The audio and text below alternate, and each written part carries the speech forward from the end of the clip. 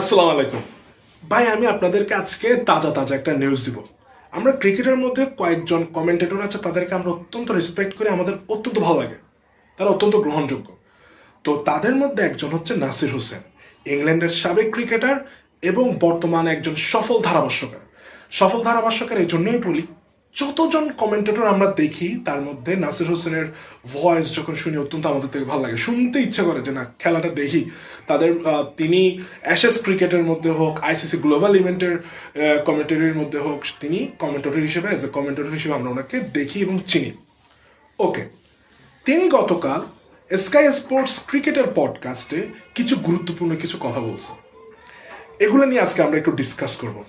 প্রথমে সে পডকাস্টের মধ্যে বলছে যে যদি ভারত আইসিসির একটা টুর্নামেন্টের মধ্যে বলে যে আইসিসির টুর্নামেন্টটা যে দেশের মধ্যে অনুষ্ঠিত হবে সে দেশে ভারত খেলতে যেতে পারবে না, কারণ সরকারের মানা আছে। সেটা যদি ইন্ডিয়া 1 মাস আগে আইসিসিকে জানায়, তখন আইসিসি কি স্টেপটা নিত। এটা কিন্তু গুরুত্বপূর্ণ একটা বিষয়। যদি 1 মাস আগে ভারত যদি জানাইতো আইসিসিকে চিঠি দিয়ে বা ইমেল দিয়ে যে আমরা আপনাদের T20 অথবা যে কোনো আপনাদের ইভেন্টের টুর্নামেন্ট যে দেশে অনুষ্ঠিত হবে সে দেশে আমরা যেতে পারবো না, তখন আইসিসি কি বাংলাদেশের মতো বলতো আচ্ছা আপনারা আসতে পারতেছেন না, তো আপনারা রুল সম্পর্কে জানেন, আইসিসির রুলটা অনেক স্ট্রিক্ট, বাংলাদেশের মতো যেরকম হয়েছে আমরা ইন্ডিয়াকে কি করব, আউট করে দেবো, এই জিনিসটাকে হয়তো। সে একটা প্রশ্ন রেখেছে।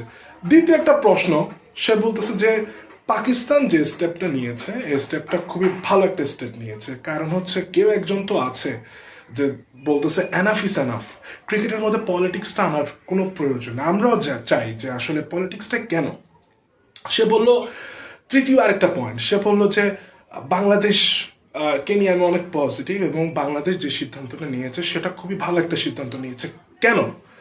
মুস্তাফিজকে যখন তার একটা কজ দেখায়, পলিটিক্যাল রিজনে তাকে আউট করে দিয়েছে, তখন কিন্তু বাংলাদেশ ক্রিকেট বোর্ড বিসিবির মাথার উপরে কিন্তু গুলি তাক করা ছিল, কিন্তু গুলি তাক করা ছিল, বাট কোনো ধরনের আমরা এটাকে একদম কোনো চিন্তা ছাড়া, আমরা যেহেতু আমাদের দলের প্লেয়ারকে আপনারা বের করে দিয়েছেন, দেশের ইন্টিগ্রিটি দেশের গর্বের প্রশ্ন এসেছে, তখনই কিন্তু আমরা বাংলাদেশ দলকে ভারত আর পাঠায়নি, যদিও আমরা চেয়েছি শ্রীলঙ্কাতে আপনারা দেওয়া হয়নি।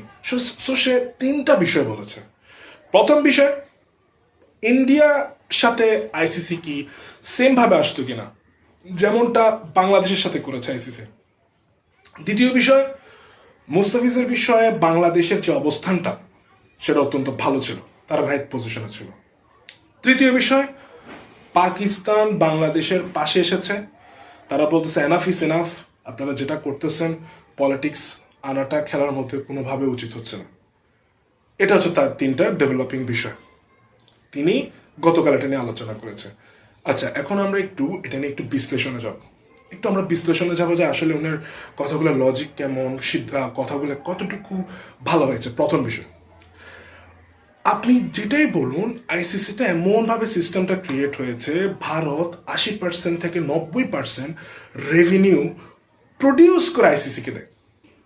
একটা কারণ হচ্ছে 140 কোটি মানুষের আবাদি ভারতে, আর সবচেয়ে বড় বিষয় হচ্ছে এই যে এত বড় একটা পপুলেশন, সেখানে ক্রিকেটটা তাদের কাছে একটু ধর্মের মতো, প্যাশনের মতো।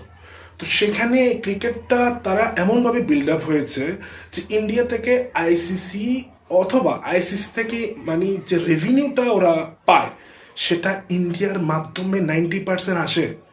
এটা আপনাকে you have to keep it mind, 90% আসা, তার মানেই প্রবলেমটা হচ্ছে কোথায় আমি আপনাকে বলি। চাইলেও কিন্তু আইসিসি 1 মাস আগে যদি ইন্ডিয়া যদি আইসিসিকে চিঠি দিত, ইমেল দিত, অবশ্যই আইসিসি ইন্ডিয়ার কথাটা মানত, ব্যাকআপ করতে পারতো না, because there was no backup. কারণটা হচ্ছে অনেক বড় একটা রেভিনিউ লস খেত। তার মানে নাসির হোসেনের কথা হচ্ছে আপনি ইন্ডিয়ার সাথে সেম কাজটা করতেন না, করাটা ইম্পসিবল।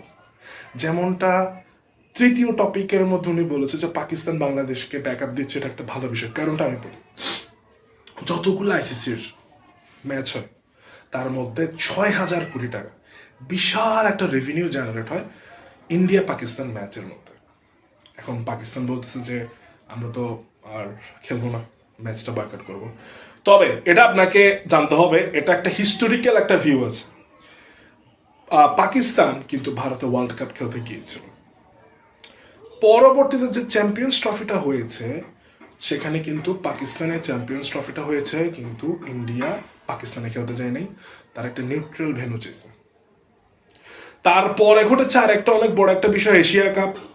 তারা জয়ী হয়েছে, নিউট্রাল ভেন্যু দিয়েছে, দুইবার তারা সেম কাজটা করেছে, পলিটিক্যাল রিজন দেখাই তারা হ্যান্ডশেক করেনি, তারা কাপটা নেয়নি। তো এগুলো কিছু বিষয় যেগুলো পাকিস্তানকে বারবার পেইন দিচ্ছিল, কারণ পিসিবির যিনি চেয়ারম্যান সে কিন্তু আবার ওদের ইন্টারিম মিনিস্টার, ওদের হোম মিনিস্টার, তো সে তা অ্যাজ এ পলিটিশিয়ানও। তো এই জিনিসগুলো তাদেরকে হার্ট করতেছে, বারবার বারবার হার্ট করতেছে। আর একটা সবচেয়ে গুরুত্বপূর্ণ বিষয়, you have to keep it mind, India পাকিস্তানের যে বেশি পরিমাণ রেভিনিউটা জেনারেট হয়, আইসিসির টাকাগুলো প্রত্যেকটা ক্রিকেটিং নেশনদেরকে ডোনেট করে। টাকাগুলো ওখান থেকে কি করে, শেয়ারগুলো প্রত্যেকটা ক্রিকেটিং নেশনের ডেভেলপমেন্টের জন্য দেয়। এখন পাকিস্তান নতুন করে একটা দাবি করতেছে যে না, আমাদেরকে 50% দিতে হবে, because we produce that money, we have to be on that list to get 50% from the profit sharing. এটাও কিন্তু আরেকটা অনেক বড় একটা বিষয়, যে টাকার বিষয়টাও কিন্তু তারা এখন চাচ্ছে। বাট যদি পুরো বিশ্লেষণটাকে যদি আমরা একটা একদম একদম একদম শেষ পর্যায়ে চলে আসি, তাহলে আমি একটা জিনিস বলবো, সেটা হচ্ছে যে যে জিনিসগুলো এসেছে এখন, ক্রিকেট জার্নালিস্ট যারা আছে তাদেরকে কিন্তু জিও পলিটিক্স নিয়ে অনেক ভালোভাবে বুঝতে হবে, কেন কি কি জন্য এগুলো ঘটতেছে। প্রথমত বিষয় হচ্ছে, বাংলাদেশ ভারতে যায়নি, অবশ্যই সঠিক সিদ্ধান্ত ছিল। কারণ হচ্ছে ওরা যে পলিটিক্যাল বিষয়টা দেখিয়েছিল দীপু চন্দ্র দাসের উপর, যে পয়েন্টটা আমরা অত্যন্ত স্ট্রিক্টলি আমরা কন্ডেম করি, যে ঘটনাটা ঘটেছে বাংলাদেশে, এটা আমরা কোনোভাবে চাই না, এবং পুরো জাতি ধর্ম বর্ণ যে কোনো দেশে এই জিনিসগুলো কখনোই গ্রহণযোগ্য না, এবং আমরা সর্বোচ্চ শাস্তি দাবি করি। তারা যে জিনিসটা করতে পারতো সেটা হচ্ছে যে তারা ভারতের ফরেন মিনিস্ট্রি থেকে বাংলাদেশের ফরেন মিনিস্ট্রিতে চিঠি আদান প্রদান করতে পারতো, প্রেশার দিতে পারতো, বলতো যে মাইনরিটির উপর যে বিষয়গুলো হচ্ছে সেগুলো আমরা কন্ডেম করতেছি। এটাই ছিল একটা রাইট এবং যৌক্তিক পথ। ফরেন মিনিস্ট্রি টু ফরেন মিনিস্ট্রির মধ্যে মাইনরিটির যে অ্যাটাকটা, সেটা নিয়ে বারবার লিগাল প্রেশার দিতে পারতো। সে ক্রিকেটে নিয়ে এসেছে, এটা ভুল করছে, যে না আমরা ক্রিকেটে কি জানাচ্ছি, প্লেয়ার বের করে দিয়ে আমরা এটাকে কি জানাচ্ছি, একটা সমর্থন দিচ্ছি, যা হচ্ছে এগুলো আমরা কন্ডেম করতেছি, এটা ভুল ছিল। কারণ যখন একটা দুইটা দেশের মধ্যে টানাপোড়েন হয়, তখন আপনি সংস্কৃতি, গান, খেলাধুলা এগুলোকে আপনারা প্রমোট করলে তাদের মধ্যে একটা বন্ধন ক্রিয়েট, একটা ব্রিজ ক্রিয়েট হয়। ঠিক আছে, যেমনটা আতিফ আসলাম পাকিস্তানে অত্যন্ত রিনোন একজন সিঙ্গার, সেখানে একটা ব্রিজ ক্রিয়েট করে গিয়েছে রাহাত ফাতে আলী খানের মতো। বাট ওই জিনিসটার মধ্যে তাদের একটা ভুল হয়ে গেছে, যে না ওই জিনিসটা ক্রিকেট আনাটা প্রয়োজন ছিল না। ওটা থেকে বাংলাদেশে স্ট্যান্ড নিয়েছে। পাকিস্তান তো ভাই একসময় আইসোলেট ছিল, তারপর আস্তে আস্তে তারা ক্রিকেটে আসতেছে, তারা একটা ব্যাকআপ খুঁজতেছিল যে কারা পাকিস্তান ক্রিকেট বোর্ডকে সাপোর্ট দিবে। এখন তারা পেয়ে গিয়েছে, so they are back in track. তারা বলছে না এই মনোপলি যা করতেছে এসব জিনিসগুলো আসলে ঠিক হচ্ছে না।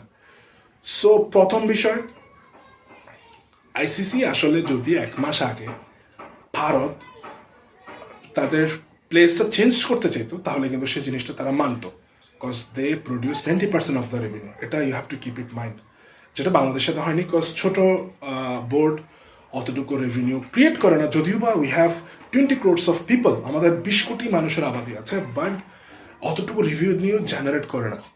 কেন রেভিনিউর বিষয়টা আসতেছে?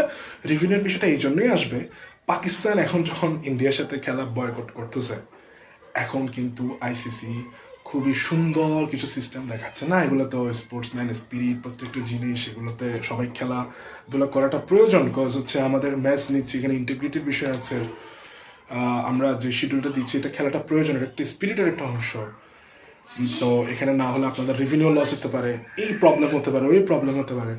কিন্তু পাকিস্তান বুঝে গেছে, পাকিস্তানের কিন্তু রেভিনিউ ক্রিয়েট করে। এখন এখানে মাঝখান থেকে একটা আটকাই দিচ্ছে, কজ ইন্ডিয়া এমন কিছু বিষয় রাজনৈতিকভাবে করে ফেলতেছে যেটা পাকিস্তানকে ব্যাকলেশ করতেছে। এখন তারাও পিছনে আটকে মানে লেগে গেছে। সো খুব মজা হচ্ছে জিও পলিটিক্যাল বিষয়গুলো জানা, সাথে স্পোর্টসটা জিও পলিটিক্সের সাথে ঢুকে যাচ্ছে। এগুলো নিয়ে আমরা নিয়মিত আলোচনা করবো এবং আপনারা নিয়মিত আমাদের সাথে থাকবেন। অনেক ভালো ভালো আলোচনা হবে এবং অবশ্যই সাবস্ক্রাইব এবং ফলো দিয়ে রাখবেন যাতে নতুন নতুন আপডেট পান। ধন্যবাদ।